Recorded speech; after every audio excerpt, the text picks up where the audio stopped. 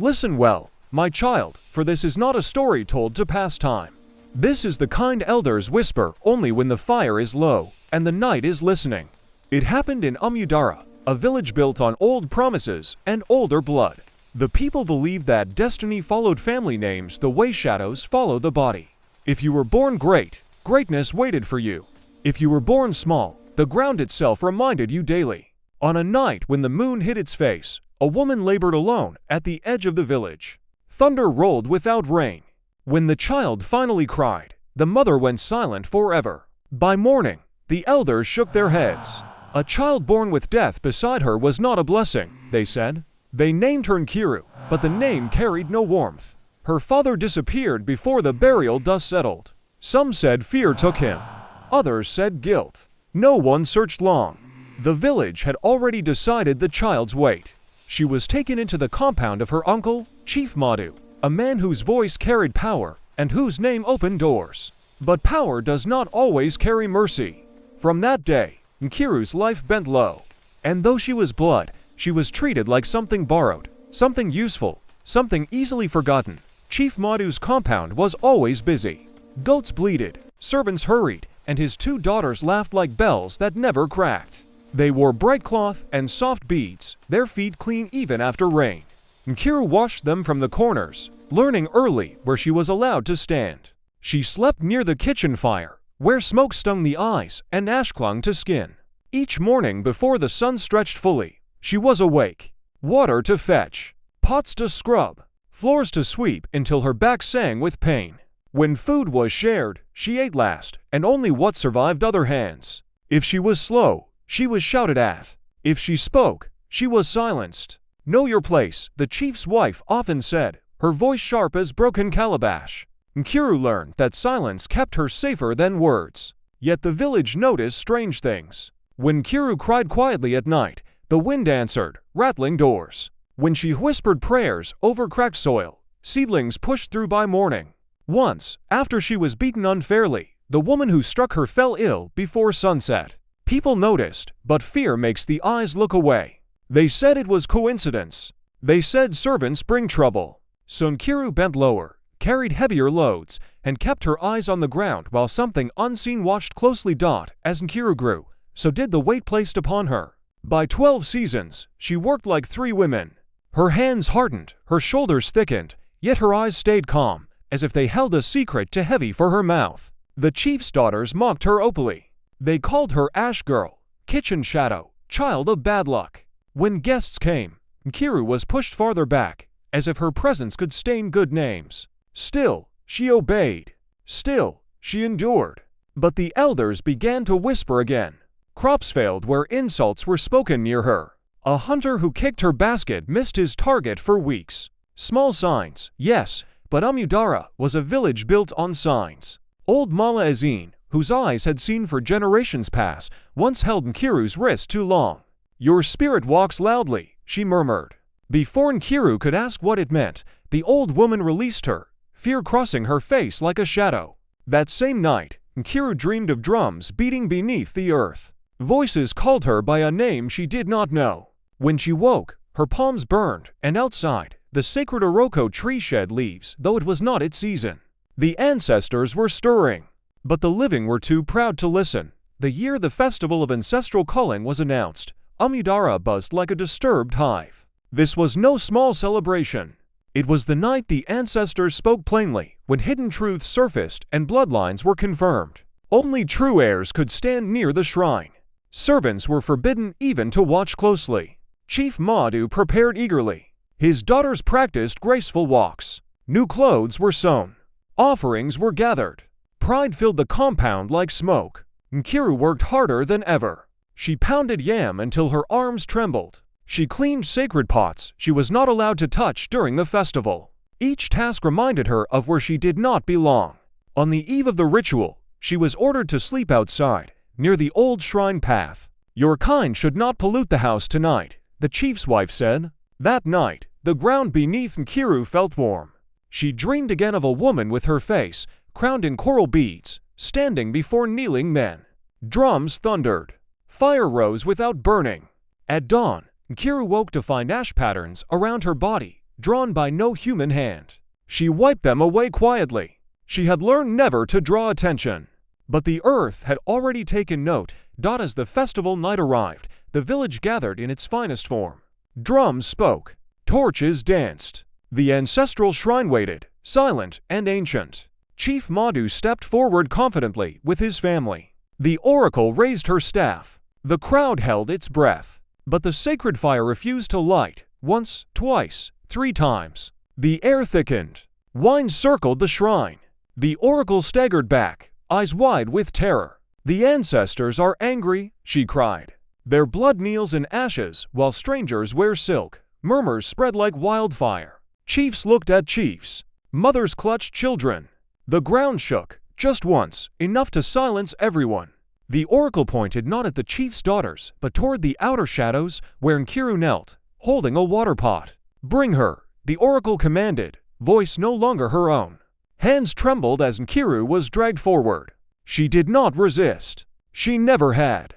As she stepped onto sacred ground forbidden to servants, the fire ignited on its own, rising high and clear. The drums stopped. The ancestors had chosen their moment. And Amudara was no longer prepared for what would be revealed. Silence fell so heavy that even the drums seemed afraid to breathe. Nkiru stood at the edge of the sacred fire, her bare feet on ground no servant had touched before. The flames did not burn her. Instead, they bent low, as if greeting someone long expected. The oracle began to shake. Her voice changed, growing deeper, layered, as though many mouths spoke through one throat. "She carries old footsteps," the voice said. "Feet that walked this land before your grandfathers were born." Chief Madhu laughed nervously. "This is madness," he said. "She is only a servant girl, a child of misfortune." The fire snapped loudly. Sparks flew toward him, stopping just short of his robes. The crowd gasped. The oracle raised her staff again. "Blood remembers," she said. Even when people forget, Nkiru's knees trembled, not with fear, but with a strange pull inside her chest. Images flooded her mind, paths she had never walked, names she had never learned, faces that felt like home. Tears rolled down her cheeks without sound. An elder stepped forward.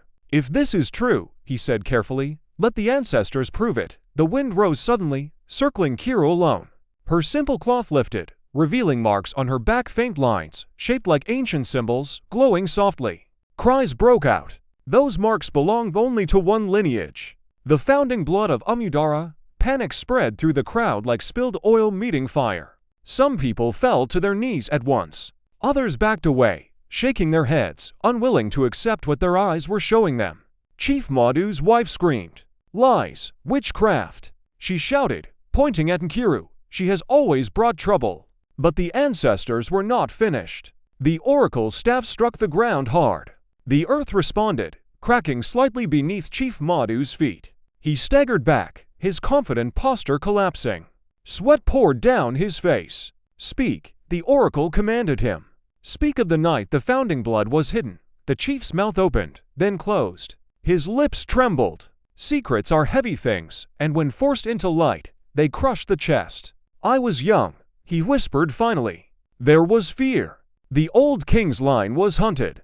A child was hidden to protect her. We were told she died." The crowd roared in disbelief. The oracle turned to Nkiru. "Your mother carried you in silence," she said gently. "She died guarding the truth. Your father vanished to keep you alive." Nkiru's heart pounded painfully. All her suffering suddenly had shape, meaning. The fire flared brighter. The ancestors had confirmed it. The servant girl was no servant. She was the blood they had waited for. The revelation did not bring peace at once. Truth rarely does. Instead, it stirred fear, shame, and regret in equal measure. Those who had mocked Nkiru now avoided her gaze. Women who had thrown harsh words suddenly wept openly. Men who had lifted hands against her felt their arms grow heavy, as though weighed down by unseen stones. Chief Madhu collapsed to his knees. His voice cracked. "I did not know," he said weakly. "I followed orders.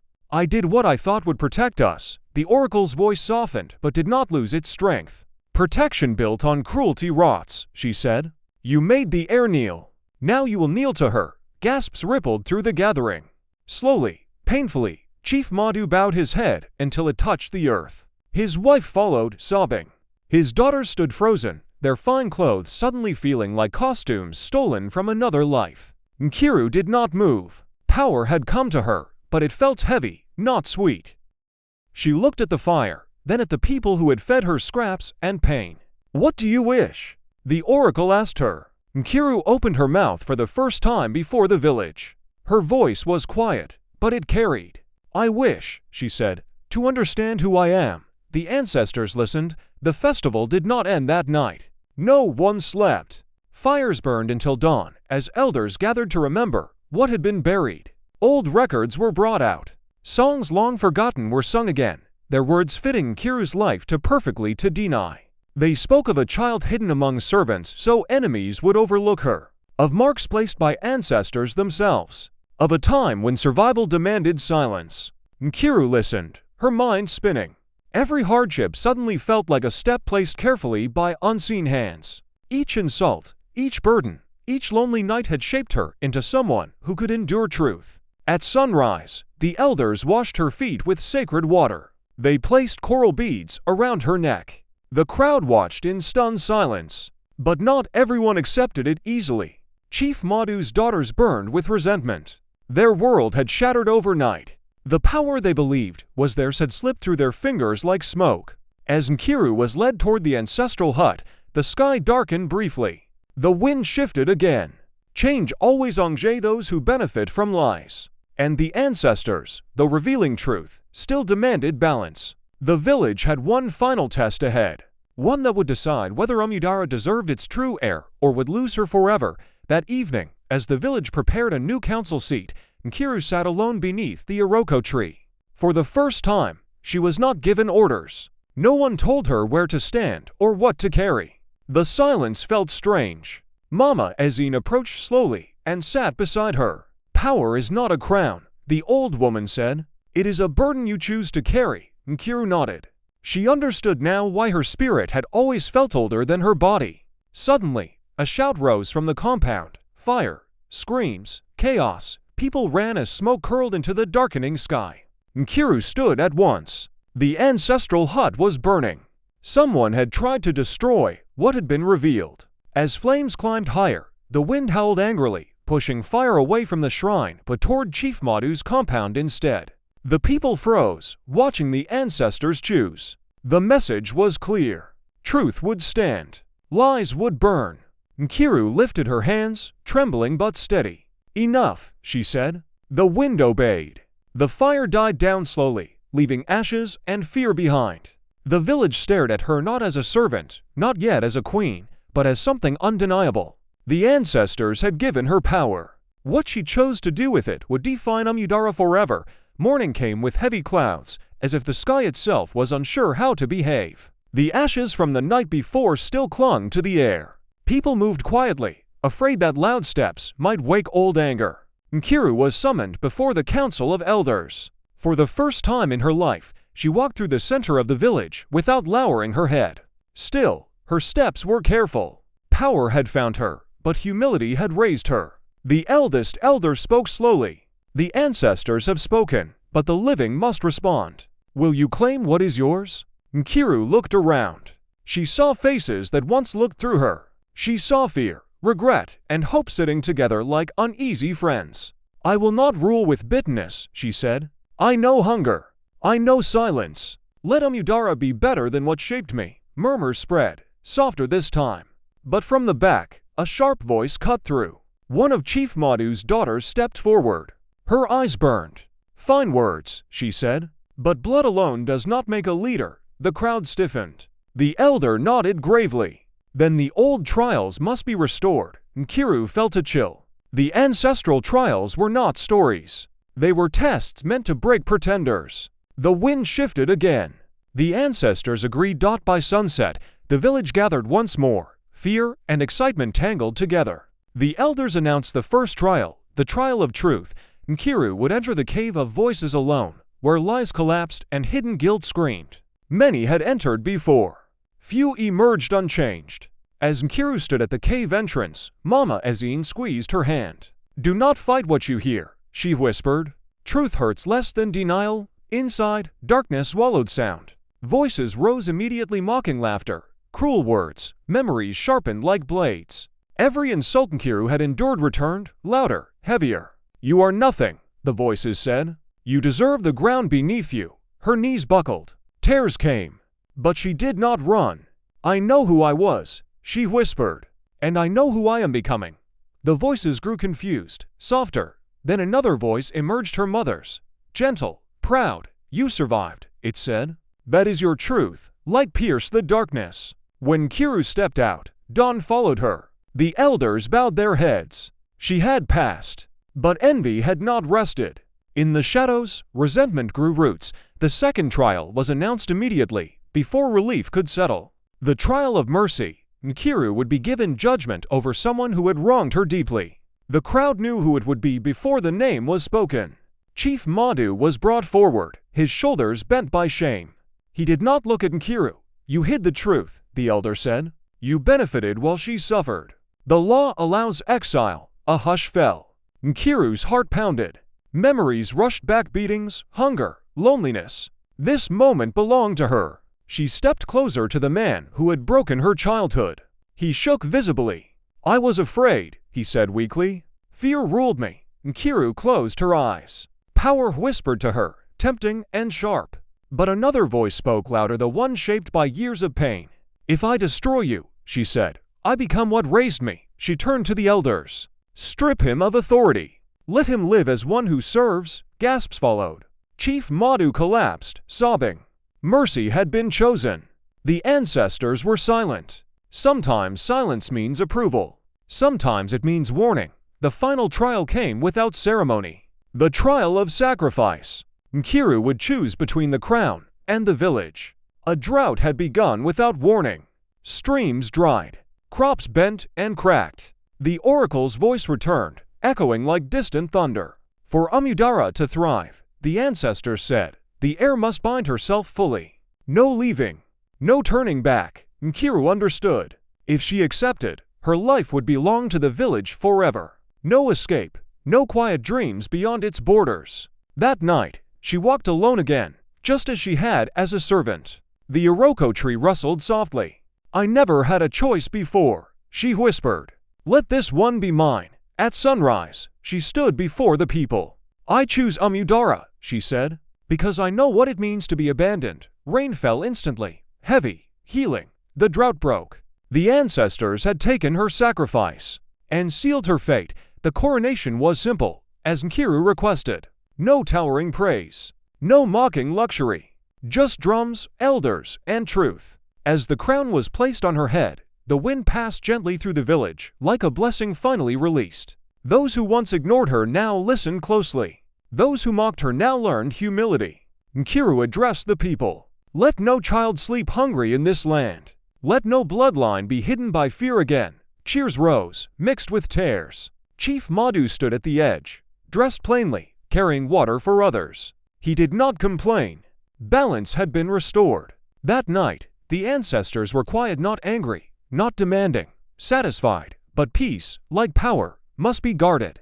For Amudara had learned a hard truth. The greatest danger is not ignorance. It is knowing the truth too late. Power settled into Amudara like a new season, slow, uncertain, watched closely. Nkiru ruled quietly at first. She rose before dawn, walked the path she once swept, and listened more than she spoke. People were surprised. They expected anger dressed as justice. Instead, they met patience shaped by suffering.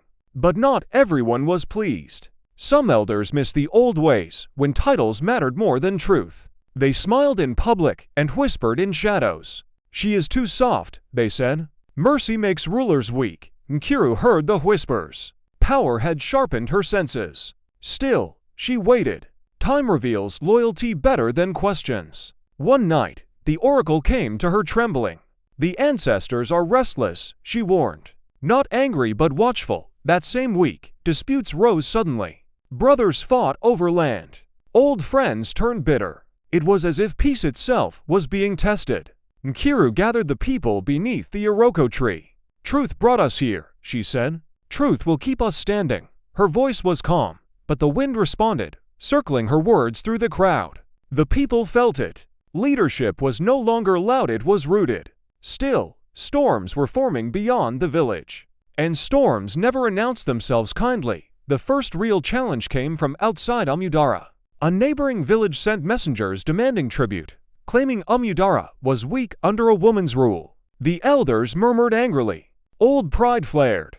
Nkiru listened, then spoke. "We will not answer insults with blood," she said. "We will answer with truth." She invited the rival chiefs to Amudara. Many thought her foolish, but when they arrived, they felt it the ground firm, the air heavy with unseen presence. During the meeting, one chief laughed openly. "Your crown is new," he said. "It has not tasted loss." The wind rose sharply. Drums beat themselves. The oracle's voice thundered through the square, warning of broken covenants and forgotten debts. The visiting chiefs fled before sunset, shaken. No spear was lifted. No blood was spilled. Umudara's strength had spoken without violence. That night, the elders bowed deeper than before. Power, they learned, did not always shout. Sometimes it simply stood unafraid. As seasons passed, Nkiru changed the village quietly. Servants were taught skills. Orphans were given names and land. No child slept by the fire unless they chose to. But change has enemies. One evening, a young boy collapsed while fetching water. Poison. Panic spread instantly. Eyes turned toward the former ruling family. Old resentment resurfaced. Nkiru raised her hand. "Fear clouds judgment," she said. She ordered the trial of clarity, an ancient rite rarely used. The accused and accusers stood before the shrine. The truth came quickly. A traitor, angry at new laws, had poisoned the stream to sow chaos. Justice followed firm, fair, unquestioned. The people exhaled. That night, Nkiru sat alone again, exhaustion heavy on her bones. Mama Ezine joined her silently. "You are becoming legend," the old woman said. Nkiru shook her head. "I am becoming responsible." The ancestors listened. Legends, they knew, are built on choices made when no one is watching. Years softened some wounds, but deepened others. Nkiru aged into her role, strength settling into her voice. Children born under her rule knew nothing of the servant girl, only the queen who listened. Still, Nkiru never forgot. On the anniversary of her revelation, she walked barefoot through the village at dawn. She touched doors she once scrubbed. She greeted faces once cold. At the shrine, she knelt alone. "Do not let me forget," she whispered. "Memory is my guard." The ancestors answered softly, a breeze, warm and steady. That same day, Chief Madhu died quietly while carrying water, as he had done for years. No curse followed him. No praise either. Balance, once restored, does not gloat. Nkiru ordered a simple burial. "Let his lesson live," she said. Not his shame. The village mourned not the man he was, but the truth his life had taught. Old age came slowly to Nkiru. When it did, it found her unafraid. She gathered the elders and named no single heir. "Let wisdom choose," she said. "Not fear. Not pride." On her final night, she slept beneath the Iroko tree. The same place where ashes once circled her body. Dreams came, drums, voices, her mother smiling. At dawn, she did not wake. The wind passed gently through Amudara, carrying no anger, no warning. Only peace. The people wept, but they did not panic. The village stood firm. Because the servant girl, who became queen, had given them more than leadership. She had given them memory. After Nkiru's passing, Amudara did not fall into confusion, as many feared. Instead, a deep calm settled, the kind that follows a storm when the land has finally accepted rain. The elders met beneath the Iroko tree, not to fight for power, but to remember her words. They chose leaders the way Nkiru had taught them, by character, not noise. Those who served quietly were lifted. Those who chased praise were set aside. The village surprised itself. Children still spoke of Nkiru daily, not as a distant queen, but as someone who understood hunger, dirt, and silence. Mothers told daughters, "Walk upright. You never know whose blood speaks in you." Fathers told sons, "Do not mock the quiet ones." The ancestral shrine remained peaceful. Fires lit easily. Crops grew steadily. One night, a traveler passed through and asked, "Where are your guards? Where are your walls?" An elder smiled. "We guard ourselves with memory." The traveler stayed the night and left changed. Because some villages are protected not by weapons, but by the lessons they refuse to forget. Years later, a drought threatened neighboring lands, but Umudara's field stayed green. People whispered that the ancestors still favored the village of the servant queen. A young girl once collapsed near the kitchen fire, exhausted from work. The elders intervened immediately. "No child carries burdens alone here," they said. That was Nkiru's law. Her story became a living rule, not just a tale told at night. Each year, the festival of ancestral calling was held with one extra ritual. A servant and a chief's child stood side by side before the shrine. To remind everyone, one evening, Mama Azine's voice faded with age. Before she died, she called the children close. "If you remember only one thing," she said, "remember this: destiny can wear rags." The ancestors stirred gently, approving. For Amudara had learned that greatness does not always arrive announcing itself. Sometimes it sweeps floors. Long after those who knew Nkiru personally had returned to the earth, her name remained strong. Not carved in stone, but carried in behavior. When disputes rose, people asked, what would the servant queen choose? When pride threatened unity, elders told her story again slowly, carefully, so no lesson slipped away. Some outsiders doubted it. Stories grow larger than truth, they said. But the land answered differently. The Iroko tree under which Nkiru once slept never dried. Its roots broke no homes. Its shade welcomed all. Travelers swore they felt watched there not with fear, but with care. One night, a boy dreaming beneath it heard drums in his sleep.